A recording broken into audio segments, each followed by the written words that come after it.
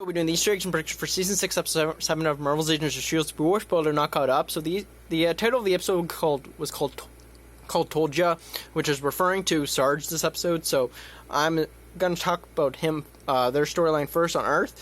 So we catch up with them, and Sarge and Snowflake are in an elevator, and Snowflake says, she headed butt in my face, but I still like her, referring to how she was captured by May a couple episodes ago. But we have this couple of references this episode before the reveal, and it was Sarge who says, "Don't let the fire go out," and then later on Snowflake says, "It burns, but it's worth it," which goes to the whole reveal that apparently Jacko breathes fire. And I did not see that coming, and I can't find anything about him in the comics. If there's an alien race that breathes fire, let me know, because I can't find anything about that. But we learn more about Jacko, and apparently he's the shortest of his siblings, and his family's all a bunch of bakers. And the reason I'm bringing this up is because the title of the episode for episode 8 or episode 9, I believe it was going to be originally called The Baker, so I wonder if we're going to learn more about Jacko there, because he seems like a cool character to learn more about, so yeah. And I don't know if it was just me or not, but the way that they framed the scene when Sarge is going through the hallway and seeing with a bunch of agents looking at him, it felt very similar to me of how S.H.I.E.L.D. captured Loki in the Avengers, and you had all the S.H.I.E.L.D. agents and Avengers looking at him or whatever. But going along that line is how Sarge had a plan going in to try to, and found out, or going in there knew how to escape or whatever, but obviously it did not end very well, or the same way that Loki's escape plan did. So yeah. You had this conversation with Mac and Sarge, and they're talking about gods and whatnot. Apparently,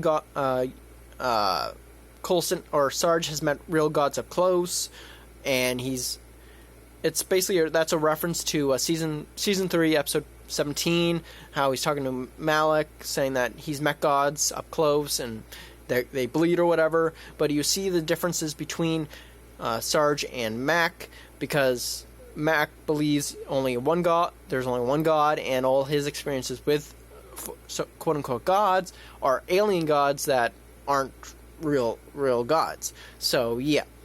But going on to Deke and stuff, he's trying to impress Daisy, showing off his new shoes. Apparently they're Jordans, and he doesn't know much about the real world still, apparently, because he thinks Jordan actually created shoes, which is not the case, so yeah. But he has this interaction with Daisy saying that she's been an inspiration for him, and it is true for in a sense, because Daisy is in his framework video game, The Royal Rumble, but it doesn't look like Mac, or neither has Deke, mentioned that fact that Daisy's in that framework game. So I wonder who's going to spill the beans, and I kind of want to guess it's going to be Jacko, in a really funny interaction, because Jacko was the one that was put in the framework and was slapped and hugged by that framework Daisy in that episode. So I wonder if he's just going to blurt it out in a very awkward scene. I could see that happening, but Daisy ends up spilling the beans on her end about Fitz's death or whatever, and the reason they were in space was because there was another Fitz there, because of the multiverse theory and all that kind of stuff. So yeah, Deke gets mad at Mac and whatever, but there's this scene, this decision Mac gives to a decision that Mac made for Deke to hack this device that Sarge has, the tracker or whatever.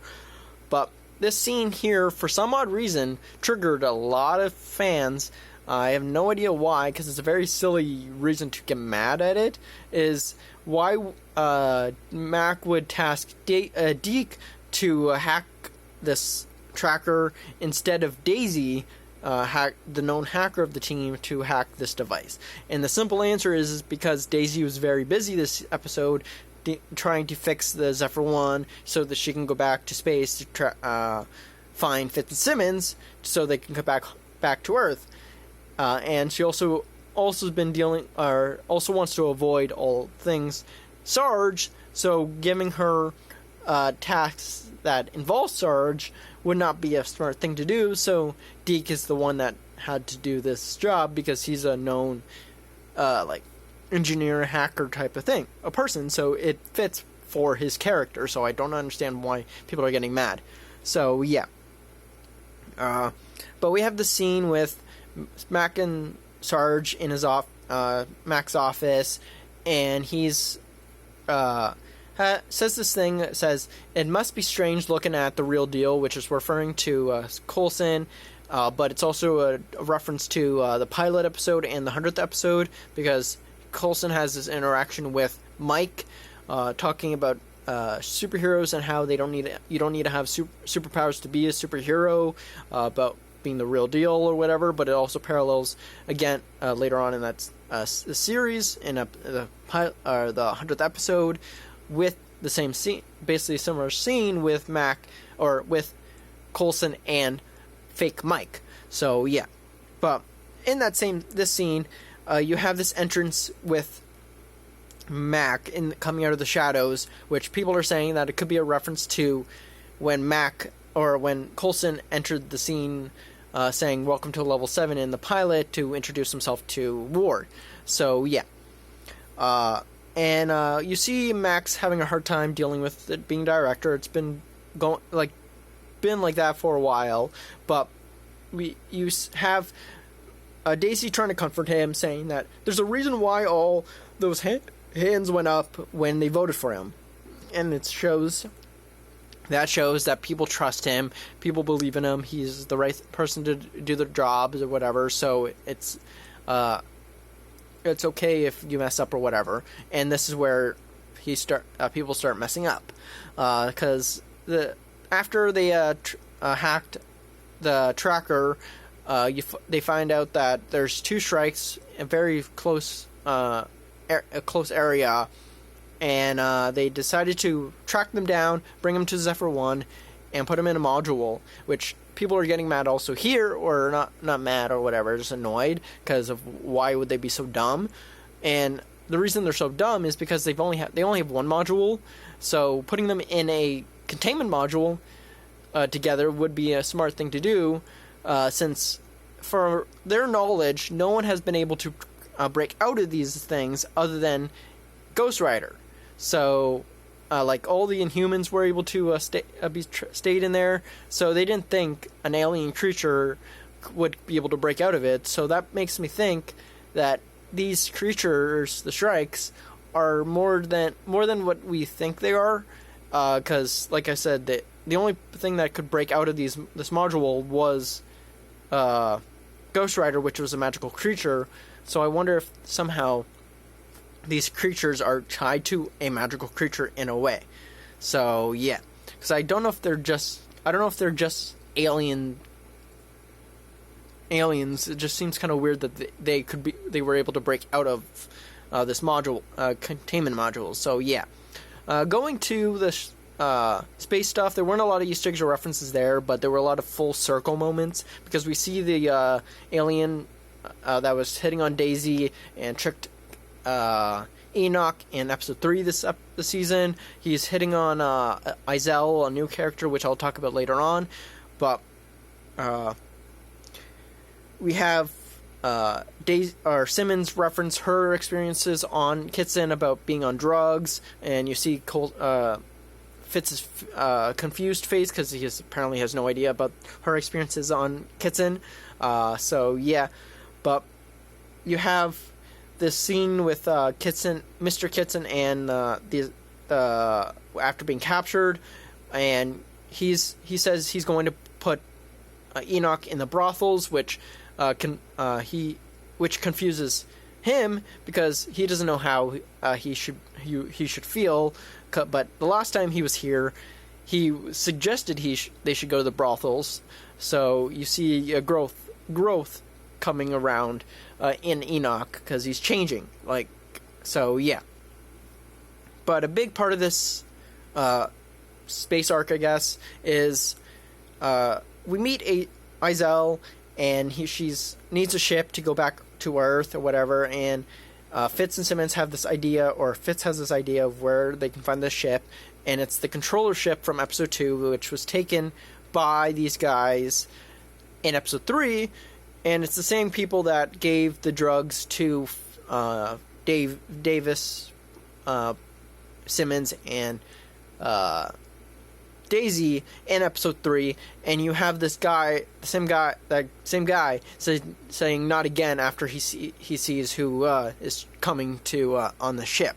So they take the ship or whatever, but Enoch decides to say goodbye to them because he's going to look for a new planet for his species to live on, and he gives this pager to them for emergencies to contact them if they need help or whatever. And this scene parallels, or I guess references, a scene with Captain Marvel and Nick Fury, giving how she gives a pager to Fury so she can contact her in emergencies. So I'm assuming we're going to see Enoch again by the end of the season, probably by the end of the like the actual last episode where all things just hit the fan. So yeah. But we also see more of a growth of Enoch because during this goodbye scene, Enoch says he's not going to miss Fitz, but then he turns around and says, "I'm bluffing." So since the first time he was on Coulson, he did not know what bluffing was, so he knows what bluffing is now. He uses it against Fitz here. So yeah. So for predictions, the only predictions I have is there's been a big popular theory going around since this episode aired. By the time of this recording, is that Izel, the new person that's going to Earth to find these artifacts, is the creator of the monolith strikes and all that kind of stuff. So I think it could possibly be that way, but also I think it would be too easy if that's just the case. So I think there's a much bigger plan going around, and that is because it's possibility, since there's so many Easter eggs and references and parallels between Sarge and Coulson, they could be playing on that idea and having Sarge have someone on his team betray him, like how Coulson was betrayed by Garrett and Ward in season 1. So one of his members, or one of Sarge's team members, could be connected to Izel and be their inside man on Sarge's team. So that could be either Snowflake, Jacko, or Pax. I could see either any of them. Even though we learn more about Jacko in this episode, it's a possibility because we still don't know much about him. It could still be that. But I think the most likely scenario would be it would be a flipped version of it would be a flipped version in this season than it was in in the first season, where instead of being two guys, it could be two girls, so that would mean Snowflake. And since we don't know exactly how these strikes ended up on this planet, because we saw that it came out of a portal, it could be that Snowflake actually intentionally brought them to Earth so they could destroy Earth. So yeah, that's where I think this could be going, is that Snowflake is involved in this whole entire scenario of who the creator is and whatnot. So yeah, comment down below if I missed any Easter eggs or references, and if you have any predictions for the upcoming episode. See ya.